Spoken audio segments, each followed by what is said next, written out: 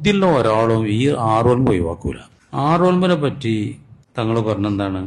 മൻസ്വാമ റമദാന, ഒരാൾ റമദാൻ മാസം നോറ്റു, വാത്തുബാവു സിത്തമിൻ ഷവ്വാൽ, ഷവ്വാലിന് 6 ദിവസം എന്നോട് തുറന്നു നോറ്റാൽ ഫകന്നമാ സ്വാമദ്ദഹ്റ, കാലാകാലം നോമ്പൂറ്റമാർക്കാണ്. ഒരു 6 ദിവസം കൂടി നോറ്റാൽ 360 ദിവസം നോറ്റ കൂലിയും കിട്ടും. മനസ്സിലായോ? അത് 6 പോറ്റാൽ മാത്രമേ കിട്ടുള്ളൂ. അപ്പൊ എല്ലാ മാസം 3 നോമ്പ് പോറ്റാ കാലാകാലം നോറ്റ കൂലി കിട്ടൂലേ? അത് കിട്ടും.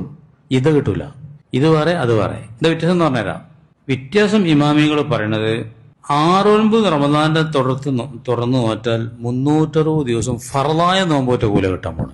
ഈ 30 റമദാനല്ലേ, അതുപോലത്തെ ഈ 30-ന് 300 ഒന്നിന് 10 അല്ലേ, അത് 30-ന് എത്രയായി?